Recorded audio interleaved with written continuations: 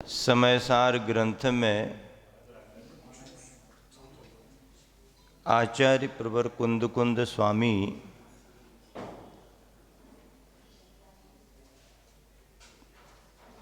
एकत्व विभक्त आत्म तत्व की बात कर रहे हैं।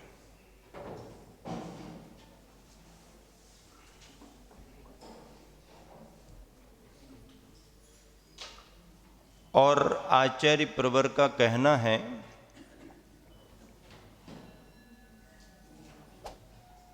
कि एकत्व विभक्त ही संसार में सर्वत्र सुंदर है।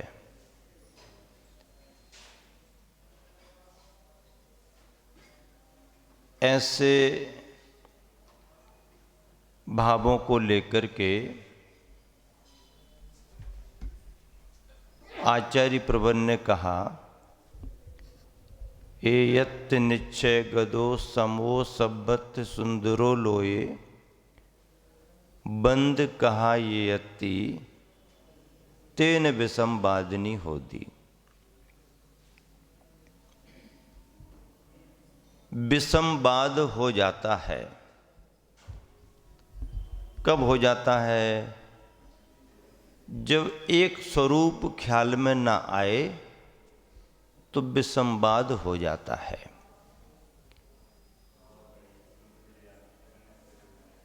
कोलाहल और विसंवाद दो में होता है, बंध में होता है। इसलिए उस पदार्थ को महत्व दिया जा रहा है, उस तत्व को महत्व दिया जा रहा है जो एकत्वपने को प्राप्त है।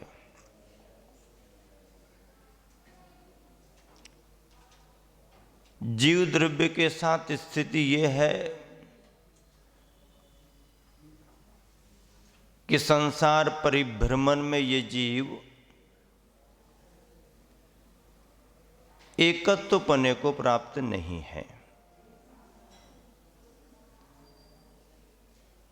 एकत्वपने को प्राप्त हो सकता है पर अभी नहीं है, क्योंकि कर्म का बंध अनादि से है।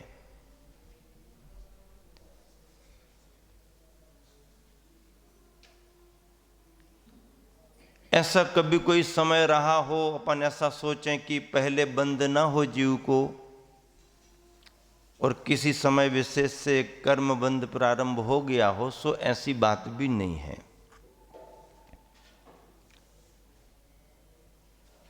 अनादि से बंध सिद्ध है।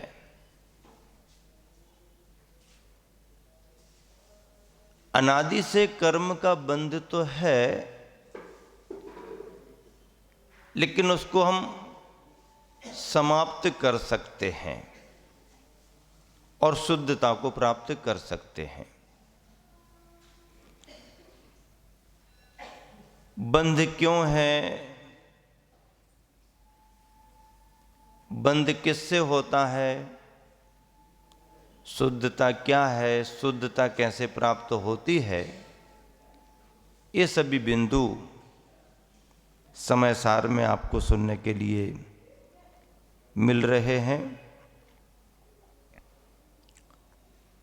चौथे नंबर की गाथा है, उच्चारण पहले करेंगे फिर उसकी व्याख्या होगी। शुद्ध परिचिदानुभूदा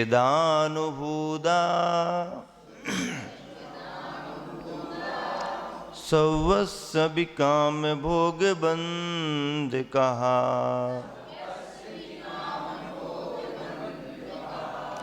एयत्तसुविलंभो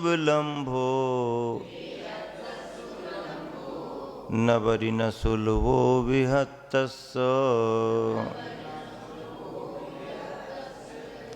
एक साथ, शुद्ध परिचिदानुभूता सर्वस्व विकाम भोग बंद कहा, एयत्तसुविलंभो नवरि न सुलभो विहत्तस्स। एकत्व की दुर्लभता इसमें बतलाई गई है। नीचे एक एक शब्द का अर्थ देखें। काम भोग बंध कहा। काम भोग और बंध की कथा। क्या? काम भोग और बंध की कथा सब सभी जीवों की शुद्ध परिचिदानुभूता। श्रुत, परिचित और अनुभूत, तीन शब्द आए हैं। सुनी हुई है, परिचित है और अनुभव में आई हुई है। क्या सुनी हुई, परिचित और अनुभूत है? काम, भोग और बंध की कथा। किंतु नवरी, केवल एकमात्र बिहत्तस्य एयतस्य, बिहत्तस्य विभक्तस्य, किससे विभक्त? रागादि से भिन्न। एयतस्य एकत्व की क्या? कथा। अवलंबो सुलभो ना, प्राप्ति सुलभ नहीं है। नीचे अर्थ है काम, भोग और बंध की कथा तो सभी जीवों के सुनने में आई है, परिचय में आई है तथा अनुभव में भी आई है, किंतु सबसे पृथक होकर केवल एकाकी होने की बात सुलभ नहीं है। आचार्य महाराज ये कहना चाह रहे हैं कि संसार में आज तक संसारी प्राणी के लिए सुलभता से जो कुछ भी मिला है, सुनने में आया है, परिचय में आया है, अनुभव में आया है, वह संसार ही है। लेकिन इस संसार में सबसे ज्यादा दुर्लभ यदि कुछ है जो सभी को प्राप्त नहीं होता, तो वह ऐसा तत्व है जिसे एकत्व विभक्त कहा गया है। एकत्वपना और विभक्त पने के साथ, विभक्त पने का अर्थ है कि है तो हमारे साथ, लेकिन उसका अंतर ज्ञान करना पड़ेगा कि वो हमारा नहीं है। जीव के साथ राग द्वेष जुड़े हैं, अब आपको तय करना पड़ेगा कि वो हमारे हैं कि नहीं।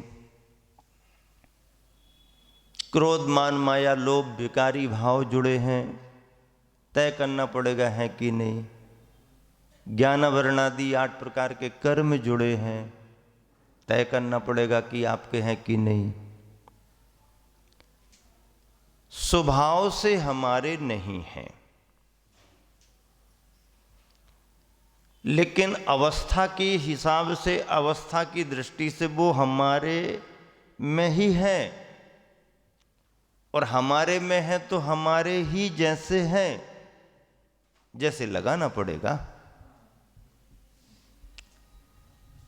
यथार्थ में, स्वरूप में, सच्चाई में वो हमारे नहीं हैं। क्यों नहीं है हमारे? क्योंकि वो आए हैं। जो आता है वो बाहर का होता है, जो आता है वो बाहर का होता है, और जो पहले से ही रहता है वो वहीं का होता है। फर्क है। जो बाहर से आया है वो हमारा हो ही नहीं सकता, और जो हमारा है वो बदल तो सकता है पर कभी बाहर जा नहीं सकता। विभाव में आ सकता है पर हमारे को छोड़ करके बाहर नहीं जा सकता। इसलिए आचार्य प्रवर ये कहना चाह रहे हैं कि संसार में आज तक जो भी हमारे सुनने में आया है, परिचय में आया है, अनुभव में आया है, वो हमारा अपना नहीं है। अपनेपन की मान्यता बनाई हमने, ये बात अलग है, पर हमारा नहीं है। जब हमारा नहीं है तो हमारा स्वभाव नहीं है। जो परिचय में आया है वो सभी को मालूम है। गुरुवर आचार्य श्री ने प्रवचन करते हुए एक बार एक अलग तरह की परिभाषा हमारे तुम्हारे को दी। क्या परिभाषा दी? आचार्य श्री का धर्म क्या है और अधर्म क्या है। बहुत सहज परिभाषा जो आपको ग्रंथों में लिखी नहीं मिलेगी। आचार्य श्री ने कहा कि धर्म की यदि परिभाषा सही सही अर्थों में सुननी समझनी है तो सुनो। आचार्य श्री कहते हैं कि आज तक जो हमने नहीं किया है सो है धर्म, और आज तक जो हम करते आ रहे हैं सो है अधर्म। अब धर्म की परिभाषा नहीं मिल गई। आप कहोगे अभी तक तो हमने बत्तु साहबो धम्मो, खमादि भावो यदस बेहो धम्मो, रैनत्यम च धम्मो, जीवानम रक्षणम धम्मो, चार चार परिभाषाएं पढ़ी। ये कौन से ग्रंथ में लिखी? ये कौन से ग्रंथ में लिखी ये मत पूछो। ये निर्ग्रंथ के अनुभव ने सग्रंथों को बताई है। निर्ग्रंथता ने ये कहा है कि आज तक हम सबने जो भी किया है सो वो धर्म नहीं, और जो यथार्थ धर्म रहा है सो हम अभी तक नहीं कर पाए।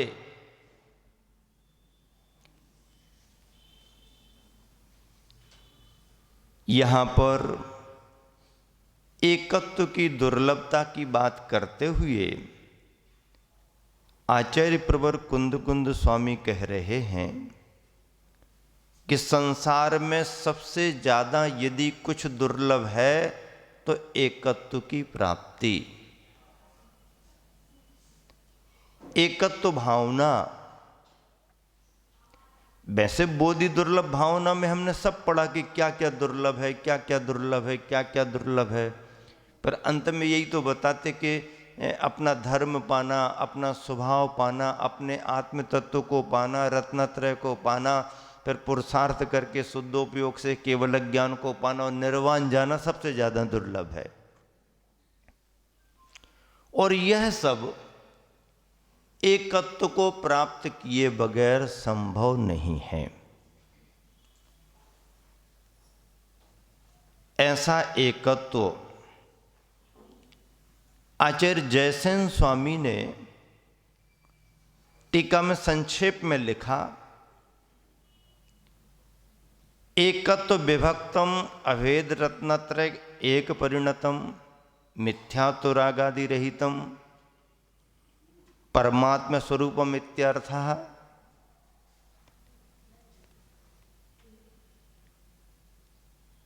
और क्या कहा? परिचिता, श्रुता, अनुभूता, काम भोग बंध कहा। काम भोग और बंध ये सभी श्रुत, परिचित और अनुभूत हैं। टीका में व्याख्या की गई। दो इंद्रियों की व्याख्या है, कामेंद्रिय और भोगेंद्रिय, जिसमें स्पर्शन और रसना इंद्रिय कामेंद्रिय मानी गई है। स्पर्शन और रसना को कामेंद्री कहा गया है। घ्राण, चक्षु और श्रोत्र, इन तीनों इंद्रियों को भोगेंद्री कहा गया है। नासिका को, आँखों को और कानों को, ये तीन भोगेंद्री में आते हैं। और स्पर्शन, रसना, ये कामेंद्रियों में आते हैं। कुल मिलाकर के पंचेंद्रिय और उनके विषय, यही इंद्रिय विषय माने गए हैं।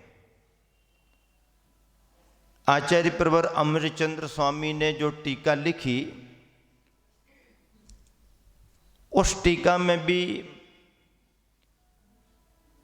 पंचेंद्रियों के परिणाम को लेकर के बहुत अच्छा व्याख्यान किया है। सारांश इसमें यह दिया है कि इस लोक में सभी जीव संसार रूप चक्र पर चढ़े 5 परावर्तन रूप भ्रमण करते हैं।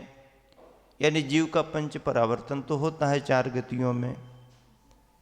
वहां पर उस 5 परावर्तन में देखो कितना अच्छा उदाहरण आचार्य अमृतचंद्र महाराज आत्मख्याति टीका में दे रहे हैं कि वहां पर मोह कर्म के उदय रूप पिशाच से जोते जाते हैं। किससे जोते जाते हैं? मोह कर्म के उदय रूप पिशाच से।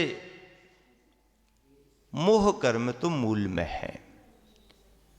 मोह कर्म ही सारे कर्मों में मूल है। और ऐसे मोह कर्म के उदय रूप पिशाच, जैसे मोहिनी कर्मंदर है तो उसकी ताकत पूरी काम करेगी। कोई भूत प्रेत पिशाच किसी के अंदर यदि स्थान बना ले तो फिर व्यक्ति की ताकत काम नहीं करती है, अंदर बैठी हुई उस पिशाच की ताकत काम करती है। वो जैसा चाहे वैसा नचाता है, जैसा चाहे वैसा दौड़ाता है। वो पिशाच अंदर का जैसा चाहे वैसे उससे क्रियाएं कराता है। मोह को पिशाच कहा।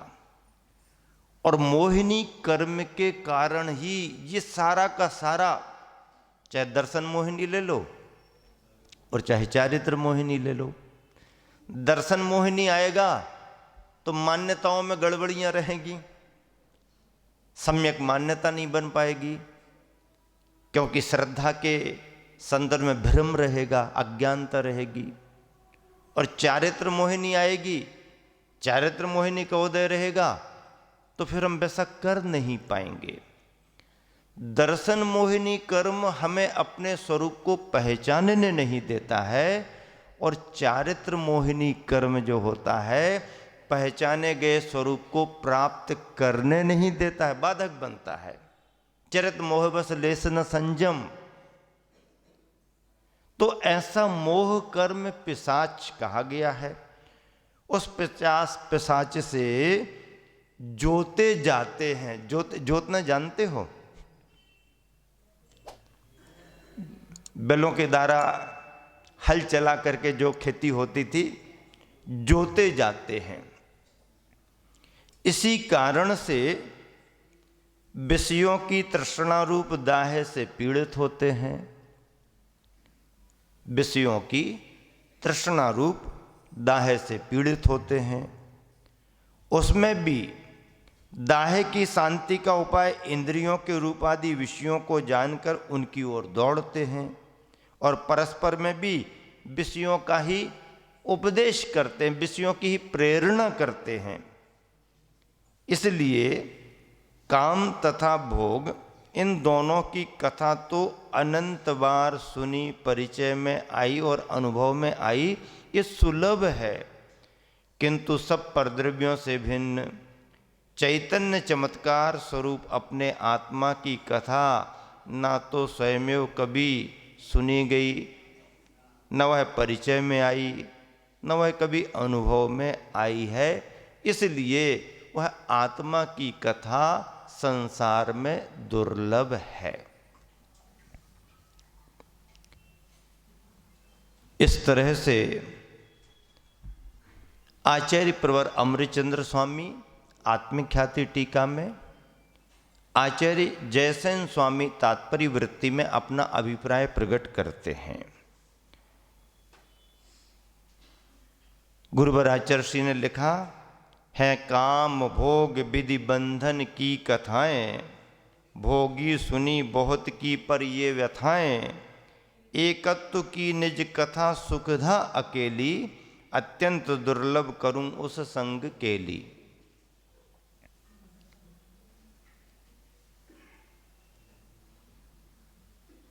गुरुवर आचार्य श्री के द्वारा लिखा गया ये पद्य, किसने बनाया ये पद्य? गुरुवर आचार्य श्री के द्वारा लिखा गया है। समय सार का पद्यानुवाद किया है और क्या कहा उसमें है, काम भोग विधि बंधन की कथाएं, भोगी सुनी बहुत की पर ये व्यथाएं, एकत्व की निज कथा सुखदा अकेली, अत्यंत दुर्लभ करूं उस संग केली। एकत्व विभक्त आत्म तत्व की चर्चा आगे बढ़ रही है और जिस अभिप्राय को बतलाने का संकल्प आचार्य प्रवर कुंद कुंद स्वामी कर रहे हैं, उसी के कथन करने की प्रतिज्ञा अगली गाथा में की जा रही है। गाथा का उच्चारण करेंगे और व्याख्या करेंगे। तम यत् विहत्तम दाये हम अपनो सवे वेन, यदि दाये जपमानम, चुक्के छलम न घेतव्यम, चुक्के छलम न घेतव्यम।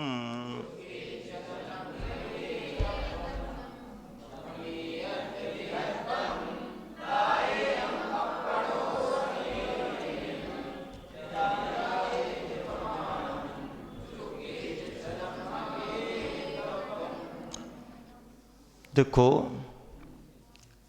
आचार्य प्रवर कुंद कुंद स्वामी समय सार का कथन करने जा रहे हैं और उस समय सार में एकत्व विभक्ति की व्याख्या करने जा रहे हैं। पर वह समझते हैं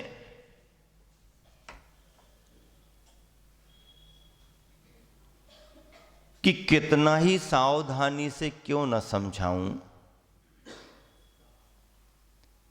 समझाने में कुछ चूक भी हो सकती है। हो सकती कि नहीं हो सकती? हो सकती ना। क्यों? क्योंकि छदमस्त है, सर्वज्ञ तो है नहीं, छदमस्त है। और छदमस्त होने के नाते हो सकता है चूक हो जाए, चूक होने की संभावनाएं रहती हैं। इसीलिए व्याख्या करने के बाद में ग्रंथ लेखन के उपसंहार में आचार्य प्रवर ज्ञानी जन अथवा विद्वान जिनवानी से क्षमा याचना भी करते हैं। क्यों करते हैं? जानबूझ करके गलत नहीं बतलाया जा रहा, पर ग्रंथ गंभीर होते हैं, व्याख्याएं गहन होती हैं, व्याकरण का भंडार विशाल है, शब्दों के अनेक अर्थ होते हैं, नयों को लेकर के विवक्षाएं चलती हैं, आगम को ध्यान में रखना पड़ता है, नयों की व्याख्या को ध्यान में रखना पड़ता है, मत यानी अभिप्राय क्या है उसको ध्यान में रखना पड़ता है। अंत में जाकर के भाव पकड़ में आता है। आगमार्थ, नयार्थ, मतार्थ, उसके पहले शब्दार्थ, ये सब करना पड़ेगा। शब्दार्थ नहीं आता है तो आप सही नहीं समझ पाओगे। आगम का यदि आपको ज्ञान नहीं है, जीव सिद्धांत कर्म सिद्धांत के स्वरूप आपको ज्ञात नहीं है, चारों अनुयोगों का अच्छे से आपने स्वाध्याय नहीं किया, तब चूक जाओगे। व्याख्या एक अनुयोग से नहीं चलती है। व्याख्या का सार समझने के लिए चारों अनुयोगों का ध्यान रखना पड़ता है। कथन किसी एक अनुयोग को लेकर के हो सकता है, विवक्षा किसी एक अनुयोग को लेकर के बनाई जा सकती है, पर उसके सार को संभालने के लिए कहीं अन्यथा अर्थ ना निकल जाए, उसके लिए चारों अनुयोगों का ध्यान रखना पड़ता है। शब्दार्थ, आगमार्थ, नयार्थ, निश्चय की व्याख्या अलग होगी, व्यवहार की व्याख्या अलग होगी। फिर सही क्या है? दोनों सही हैं। दोनों कैसे सही हो सकते हैं? तो आचार्य महाराज ने पहले कह दिया कि जहां पर विसंवाद खड़ा हो वहां पर स्यादवाद का आलंबन ले लेना। जहां आपने स्यादवाद का आलंबन लिया वहां पर विसंवाद समाप्त और समाधान तुम्हारे सामने आएगा। स्यादवाद से संवाद स्थापित करना पड़ेगा, समाधान मिलेंगे। नयार्थ, मतार्थ, किस्मत के अनुसार एक ही व्याख्या के लिए, एक ही अर्थ को बतलाने के लिए हमारे पूर्व आचार्यों के द्वारा लिखे गए ग्रंथों में 2-2, 3-3 मत मान्यताएं मिल जाती हैं। अब यदि 2-2, 3-3 मान्यताएं और 2-2, 3-3 तरह के कथन मिल जाएं और हम और आप जैसे पूछने लगे, फिर एक बताओ सही कौन सा है, पूछेंगे हम दुविधा में क्यों रहें? ये माने कि ये माने कि ये माने। तो हम और आप जब पूछने लगेंगे तो आचार्य वीरसेन स्वामी इसका उत्तर देते हैं धवला में। क्या देते हैं कि ये दो पूछो, यदि आप मुझसे ऐसा पूछना चाहते हो, ये दो पूछो गौतमो पूछो, तो फिर गौतम स्वामी से पूछो। मुझसे पूछते हो तो मैं इसका जवाब नहीं दे पाऊंगा, तो अब गौतम स्वामी से पूछो। अब गौतम स्वामी से कौन पूछने जाए? तब फिर उन्होंने कहा कि तीनों को भिन्न भिन्न मतों से इन आचार्य महाराज की परंपरा में ये कथन आया है, इन आचार्य महाराज की परंपरा में ये कथन आया है, इन आचार्य महाराज की परंपरा में ये कथन आया है। और तीनों की मान्यता रखते हुए भगवान ने जो कहा है, आचार्यों ने लिखा है, और जब भगवान स्वयं साक्षात कहीं मिलेंगे तब फिर अपन निर्णय कर लेंगे, क्योंकि ये सर्वज्ञ का विषय है। आचार्यों ने किसी स्वार्थ के कारण कुछ कथन नहीं किया है, उन्हें उनकी गुरु परंपरा से जो ज्ञान मिला वो उन्होंने बतलाया। आचार्य महाराज भी ग्रंथ लिखने के बाद में अक्षर मात्र पदस्वर हीनम व्यंजन संधि विवर्जित रेफम साधु भी अत्र सज्जन ज्ञानी जन। यहाँ पर यदि मुझसे कुछ लिखने में शब्द अक्षर मात्रा व्यंजनों में स्वरों में कुछ हेर फेर हो गया हो तो अत्र साधु भी ही, यहाँ पर सज्जन वृंद क्या करें? हाँ, को न विमयति शास्त्र समुद्रे क्षमतव्यम, क्षमा भी करें और शोधयंतु लघु सूत्र धरे ने, जो श्रुत के ज्ञाता हैं वो शोधन कर लें, सुधी सुधार पढ़ो सदा। कहीं कुछ रह गया हो तो विद्वान जन, ज्ञानी जन सुधार करके पढ़ें और वैसी धारणा बनाएं। आचार्य महाराज जैसा लिख करके गए, इसका मतलब है जिनवानी के प्रतिपादन में पूरा समर्पण, पूरी समझ, पूरी सत्यता, पर इसके बावजूद भी क्षोभसम की कमी के कारण, अल्पज्ञता के कारण कहीं कुछ चूक हो गई तो अपने में क्षमा याचना करते हुए, क्षमा मांगते हुए जिनवानी से दूसरों को भी सावधान करते हैं कि आप सही सही ग्रहण करना। आचार्य कुंद कुंद महाराज जी भी संसारी प्राणियों को समझ रहे थे और इसलिए सावधान होकर के उन्होंने कहा, क्या कहा, उच्चारण कर लिया है,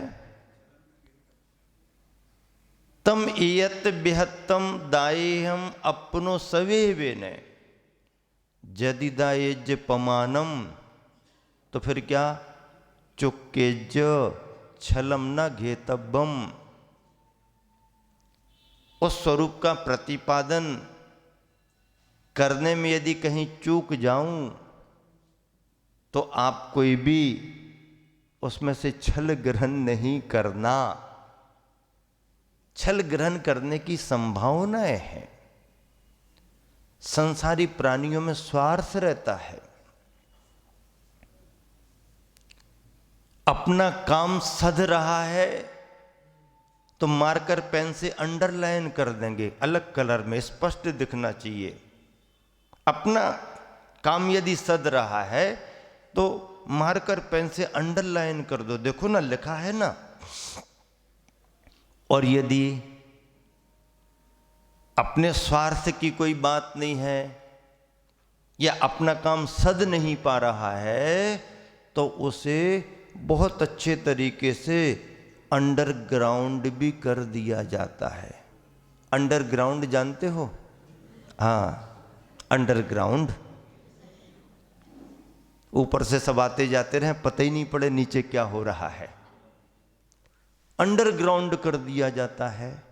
नहीं,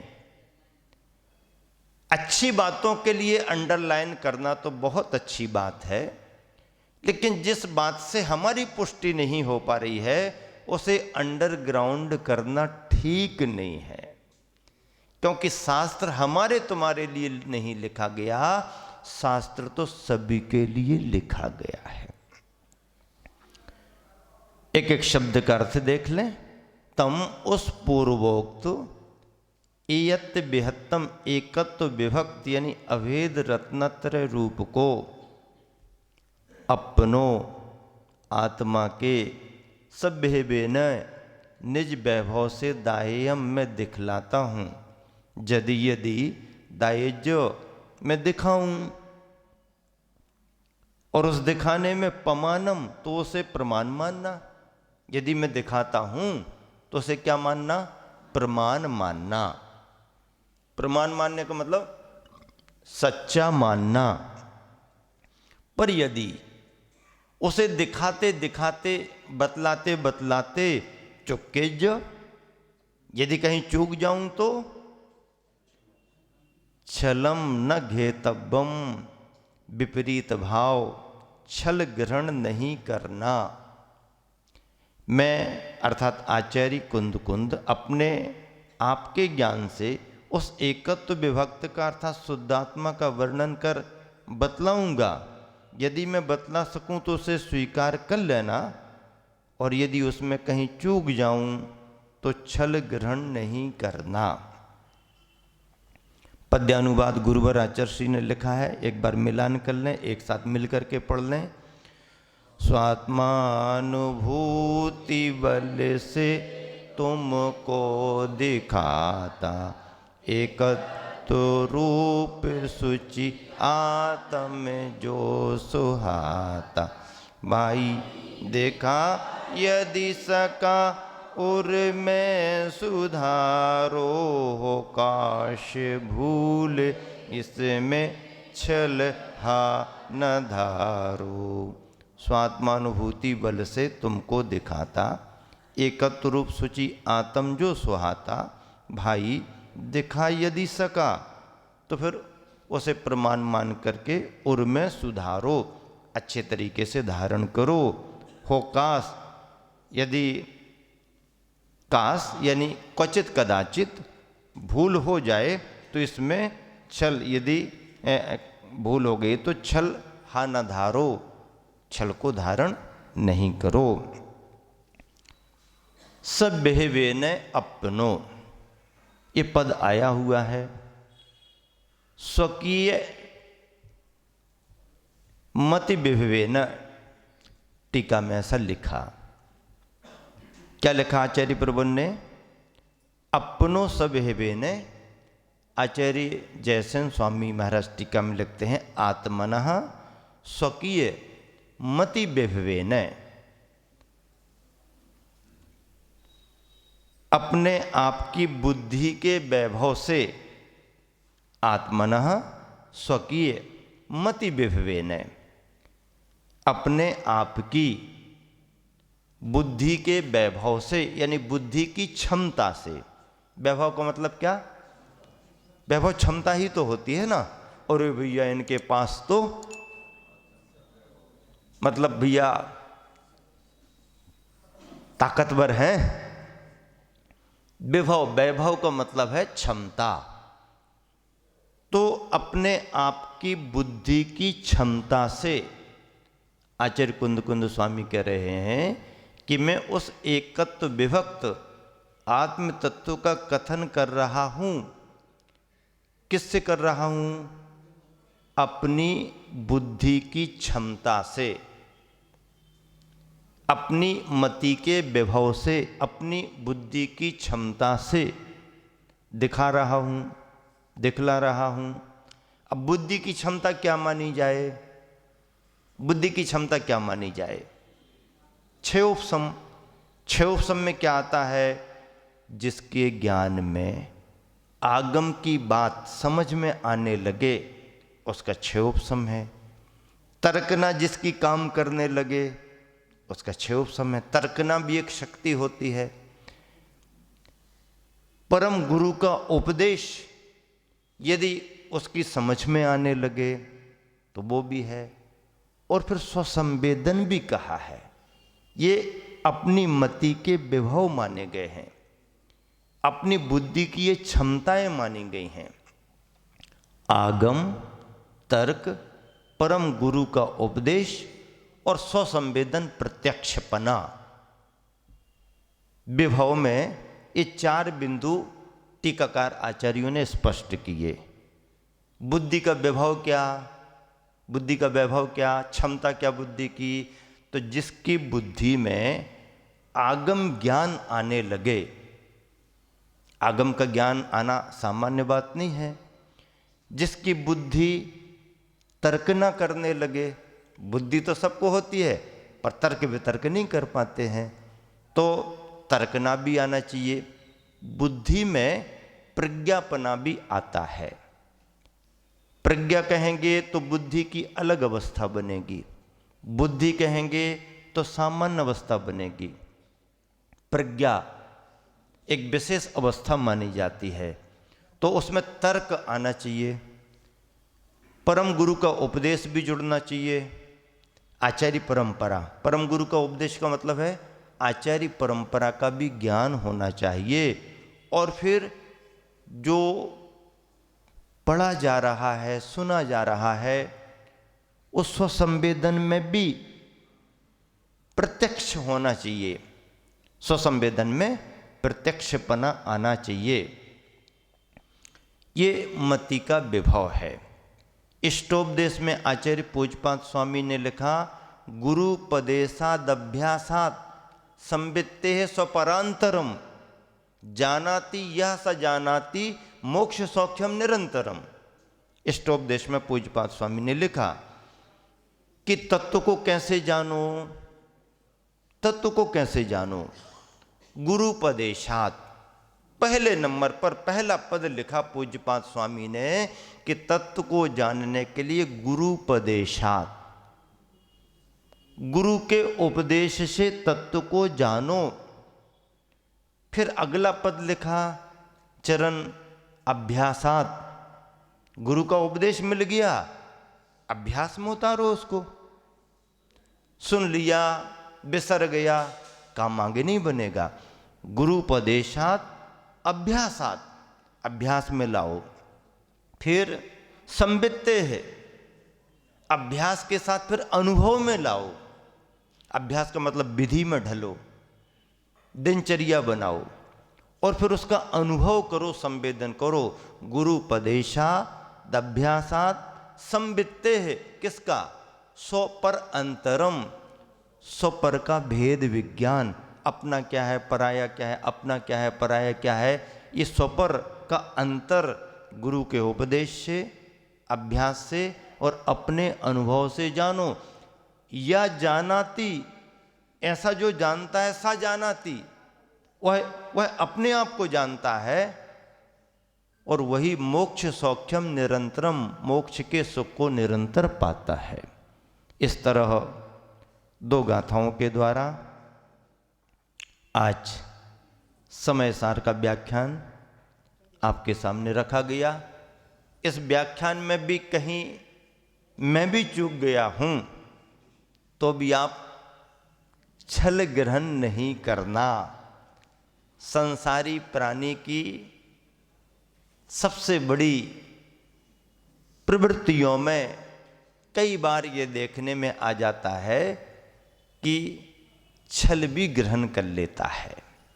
इसलिए आचार्य महाराज सावधान करते हैं, सचेत करते हैं और हम लोग भी उसी बात का ध्यान रखते हैं कि निस्वार्थ भाव से प्रतिपादन किया, आचार्यों की वाणी का आधार बना करके प्रतिपादन किया। पर इस प्रतिपादन में भी आगम को लेकर के, तर्क को लेकर के, आचार्यों की परंपरा को लेकर के, अनुभव को लेकर के यदि कुछ कमी रह गई हो तो सुधि सुधार, पढ़ो सदा, समझो सदा, ताकि उनका कल्याण हो और उनके कल्याण के साथ साथ सभी का कल्याण हो। जिन वाणी केवल दूसरे को ही नहीं सुनाई जाती है, आप निमित्त बने हैं, ग्रंथ निमित्त बना है, जिसके कारण उस निमित्त से मैंने स्वयं अपना स्वाध्याय किया है। जिन वाणी शास्त्रों का स्वाध्याय अपने लिए होता है, अपने साथ साथ अपने समय से यदि कोई बैठ कर के सुने, समझे, तो फिर समय सार सभी के लिए होता है। इसी शुभ भावना से समय को देख करके विराम दे रहा हूँ। महावीर भगवान की। फूलों से मुस्कान है, मुख तेज सूर्य जैसा, शब्दों में कैसे है होगा वर्णन, समता सागर जी